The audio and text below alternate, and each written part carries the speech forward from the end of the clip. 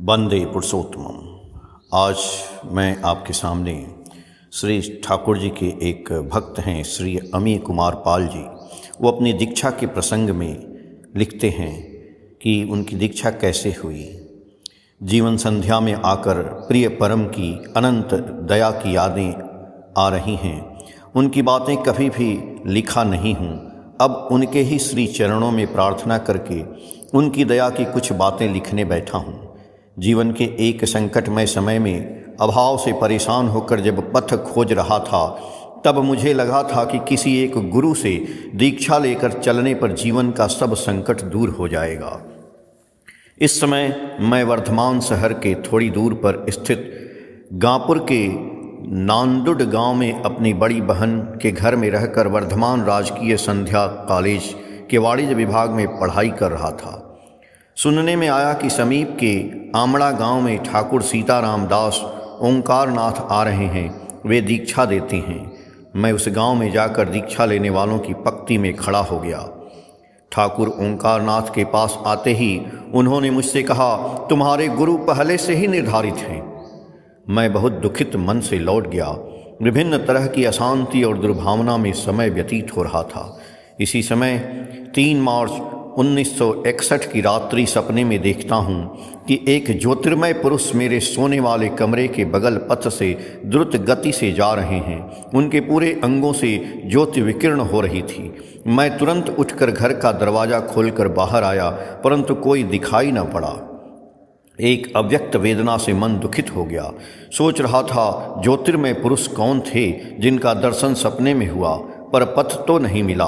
दूसरे दिन सुबह मेरे बहनोई ने के एक दोस्त श्री सुधीर कुमार दास ने मुझसे कहा कि उनके साथ समीप के गांव आमितपुर में जाना है, वहां जाने से आपको अच्छा लगेगा और शांति मिलेगी। मैं संध्या में उनके साथ आमितपुर गांव के एक घर में गया। घर में प्रवेश करते ही एक सुसज्जित दिव्य सुंदर प्रतिकृति दिखाई पड़ी। प्रतिकृति को देखकर मैं बहुत आश्चर्यचकित हो गया, क्योंकि यही तो मेरे सपने के ज्योतिर्मय पुरुष थे। इस घर में बहुत लोगों का समावेश था। पता चला कि इस संध्या के सम्मेलन में सत्संग है और इस ज्योतिर्मय पुरुष ही सत्संग प्रतिष्ठान के श्री श्री अनुकूल चंद्र हैं। अनेक लोगों से वार्तालाप हुआ। कई लोगों ने मुझसे कहा कि मैं भाग्यवान हूँ कि श्री श्री ठाकुर मुझे सपने में दर्शन दिए हैं। कुछ ही देर में सत्संग शुरू हुआ। प्रार्थना, वाणी पाठ, भजन, कीर्तन और श्री श्री ठाकुर जी की भावधारा की चर्चा सुनकर मन प्रसन्न हो गया। इस पुण्य संध्या में ही मेरे जीवन के परम उषा लग्न का उदय हुआ। सत दीक्षा लेकर जीवन धन्य हो गया। सिंथी के सहप्रति ऋत्विक श्री केदारनाथ राय ने मुझे दीक्षा दिया। जिस व्यक्ति के माध्यम से मुझे सत्संग में आने का दीक्षा लाभ का सुअवसर मिला है, उनका चिर कृतज्ञ रहूँगा। रात्रि 10 बजे घर लौटकर भात खाने बैठा था। मेरी बहन ने मुझे तला मछली के साथ भात खाने दी। मैंने कहा कि आज मैं श्री ठाकुर जी की दीक्षा लिया हूँ, मछली नहीं खाऊंगा। मेरी बहन चिंता में पड़ गई कि भात के साथ क्या खाने दूँ। मैंने पूछा, उबला आलू नहीं है, पोस्ता दाना नहीं है? बहन बोली, हाँ है। तो मैं पिसा हुआ पोस्ता में उबला आलू मिलाकर खाया। उस दिन से ही मैंने मछली खाना छोड़ दिया। लगता है मुझ पर यह श्री ठाकुर जी की अपार दया थी। सत दीक्षा लेने के बाद मैंने माँ को पत्र के माध्यम से जानकारी दिया। माँ उसके उत्तर में मुझे नियम मानकर चलने की सलाह दी और जानकारी दी कि तुम्हारे पिताजी यह बात सुनकर खुश नहीं हुए हैं। दुखित मन से बोले हैं कि मेरा बड़ा लड़का कहाँ दीक्षा ले लिया है, मेरे श्याम सुंदर की पूजा कौन करेगा। माँ पिताजी को समझाते हुए बोली कि आप तो वंश के कुलगुरु से दीक्षा न लेकर अपने मन मुताबिक साधक और पंडित गोसाई गुरु से दीक्षा लिए हैं। लड़के को भी अपने मन मुताबिक गुरु ग्रहण करने का अधिकार है। मेरे घर जाने पर पिताजी के साथ श्री ठाकुर के भावादर्श के संबंध में बहुत चर्चा हुई। अनेक विषयों पर स्वीकार करने के बावजूद वे वैशिष्ट पाली आपुर्यमान गुरु पुरुषोत्तम की बातें स्वीकार नहीं कर सके, इसलिए मुझ पर नाराजगी रह ही गई। दीक्षा ग्रहण के बाद नियमित जप, ध्यान, प्रार्थना, पाठ, याजन कार्य और बीच बीच में सत्संग चलता रहा। 1 महीने के अंदर बहुत विरोधों के बावजूद अनेक पड़ोसियों, आत्मीय स्वजन ने दीक्षा लेने की इच्छा व्यक्त किया। नज़दीक में ऋत्विक देवता नहीं रहने के कारण वर्धमान शहर से ऋत्विक देवता आने पर कई लोगों की दीक्षा हुई। अब श्रीधाम में दयाल का दर्शन करने के लिए मन व्याकुल हो पड़ा। मेरी दीक्षा मार्च महीने में हुई थी। अप्रैल महीने के 9 वर्ष पुरुषोत्तम स्वस्थ तीर्थ यज्ञ के कई दिनों पहले देवघर सत्संग आश्रम पहुंचा। परम दयाल के दर्शन का वह महापुण्य लग्न आया।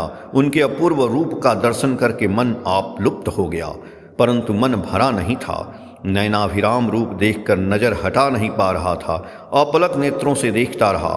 मेरे तरफ देखकर दयाल ने मुस्कुराकर पूछा, खाए हो? उनके इस इशारे पर दोपहर के आनंद बाजार का प्रसाद ग्रहण करने चला गया। आनंद बाजार में बैठते ही साल का पत्ता, पानी, भात और पतला दाल परिवेशन किया गया। सब्जी नहीं बना था। सोच रहा था कैसे खाऊंगा। साथ में बैठे सभी ने खाना शुरू कर दिया। मैंने भी उन लोगों को देखकर खाना शुरू किया। भात मुंह में डालते ही पता चला कि ये तो अमृत है। आसानी से काफ़ी मात्रा में प्रसाद खा गया। प्रसाद खाकर इतना तृप्त हुआ था कि मैं उसे भाषा में व्यक्त नहीं कर पाऊंगा। घर या कहीं भी विभिन्न तरह के व्यंजन खाने पर भी इतनी तृप्ति नहीं मिलती है। पता चला आनंद बाजार का महाप्रसाद ग्रहण करके कितने लोगों के रोग व्याधि दूर हो गए हैं। संध्या में दयाल के नज़दीक आकर पूछा, मैं बीकॉम में पढ़ रहा हूँ, परिवार में बहुत अभाव है। इसके जवाब में दयाल ने कहा, लड़कों को पढ़ाकर अपनी पढ़ाई करोगे। घर लौटकर अवसर निकालकर कई लड़के लड़कियों को पढ़ाना शुरू किया। इससे उनके आशीर्वाद से प्राथमिक ज्ञान और अनुभव बढ़ने लगा और आर्थिक समस्या भी दूर हो गई। मैं पिछले कई दिनों से पेचिस की बीमारी से भुगत रहा था। दीक्षा लेने के बाद से निरामिष आहार, सुबह में थानकुनी पत्ता खाना तथा श्री ठाकुर जी के निर्देशानुसार दोनों बेला के आहार के बाद 3 या 4 गोल मरीच के दाने को लवण के साथ चिबाकर थोड़ा पानी पीने लगा, जिससे मेरी पेचिस की बीमारी दूर हो गई। बाद में यह बीमारी फिर कभी नहीं हुई। कॉलेज की पढ़ाई के साथ यजन, याजन, इष्टवृत्ति और सत्संग चलता रहा। दीक्षा ग्रहण के 2 वर्ष बाद स्वस्तैनी व्रत लिया। इसके 4 वर्ष बाद मुझे सहप्रतिऋत्विक का पंजा मिला। उनका यह पंजा ग्रहण करके दयाल ठाकुर से प्रार्थना किया, आपका झंडा जिसको दिए हैं उसको वहन करने की शक्ति भी दें। यह महान दायित्व ग्रहण करके कुछ ही दिनों में उनकी आशीर्वाद से मेरे माध्यम से कई पड़ोसियों एवं शहर गांव के आत्मस्वजन की दीक्षा हुई। मेरे बीकॉम पास होने का समाचार देने पर वे बहुत खुश होकर डॉक्टरेट करने बोले। मुझे डॉक्टरेट के बारे में पता नहीं है। बतलाने पर उन्होंने दया करके M.Com करने कहा। इधर पास के बाद हाई स्कूल में अध्यापन कार्य करने का सुअवसर मिला। दयाल का आशीर्वाद लेकर अध्यापन कार्य करने लगा। अध्यापन कार्य करते करते चिंतन करने लगा कि कैसे दयाल की इच्छा को पूर्ण करूंगा। 3 वर्ष व्यतीत हो गए। उसके बाद उनकी ही दया से स्वस्ति सेवक के श्री ज्योतिर्मय चौधरी के साथ संपर्क हुआ। वे उस वक्त वर्धमान विश्वविद्यालय के M.Com में पढ़ाई कर रहे थे।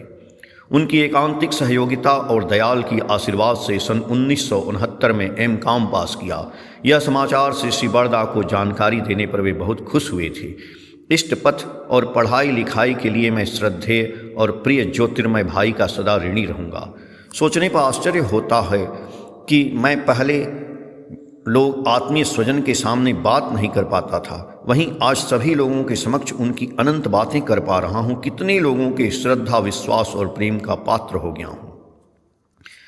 एक बार दुर्गा पूजा के बाद श्री ठाकुर जी के जन्म उत्सव में आया था। मेरे हेडमास्टर, जिनके स्कूल में रहते मैं मैट्रिक पास किया था, वे माइक में घोषणा करवा कर मुझे खोज रहे थे।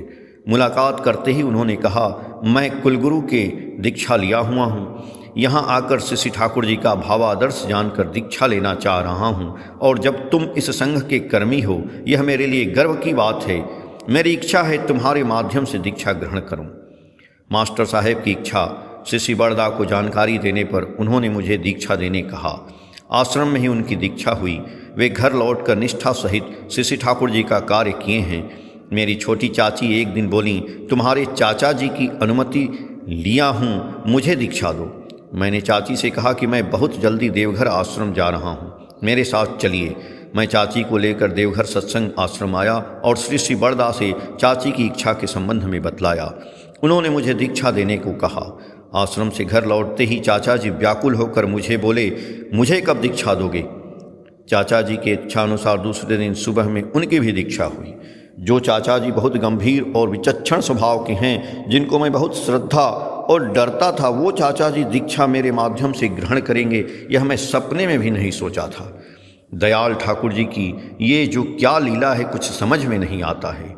इधर मेरे पिताजी वैष्णव मत से 24 घंटे में 17-18 घंटा जप, ध्यान, कीर्तन, पाठ और भोग राग में समय व्यतीत करते थे। मेरे चाचा जी और विशिष्ट गुरु भाइयों ने पिताजी को देवघर जाने का सलाह दिया। मेरे पिताजी ने कहा, मैं यदि गोविंद की सेवा व पूजा ठीक तरह से करते आ रहा हूँ, तब वे यदि आए हैं तो मुझे घर पर ही दर्शन देंगे। कई दिनों के बाद ही पिताजी सपने में श्री ठाकुर जी का दर्शन पाकर उनकी सेवा करके उनसे दीक्षा लेने की अनुमति प्राप्त किए। पिताजी के इच्छानुसार पिताजी और माताजी की दीक्षा और स्वस्तैनी व्रत मैंने प्रदान किया। सत दीक्षा लेकर वे बहुत खुश थे। उनके आँखों से अश्रुधारा बहने लगी। दीक्षा लेने के बाद वे कभी भी यजन, याजन, इष्टवृत्ति प्रार्थना करने नहीं भूले। यहाँ तक कि मृत्यु के पूर्व दिन के रात्रि में सभी को बुलाकर बोले, मेरे जाने का समय हो गया है। उसके बाद जिसको जो कहना था या देना था देकर कुछ देर के लिए विश्राम करने चले गए। सुबह प्रार्थना का समय हुआ। सभी सतर्क होकर शंख ध्वनि के समय हाथ जोड़कर प्रार्थना कर रहे थे। उसी वक्त पिताजी साधना चित्त धाम में चले गए। सोचने लगा, पिताजी पर दयाल की असीम करुणा है। उनको ग्रहण करके नियम पूर्वक चलने पर सभी का जीवन उनके कृपा से धन्य हो जाएगा। आलोचना पत्रिका मार्च 2018, अनुवादक दीपानंद प्रसाद। सातवती मार्च 2024 के पेज संख्या 38, 39 और 40 से। जय गुरु।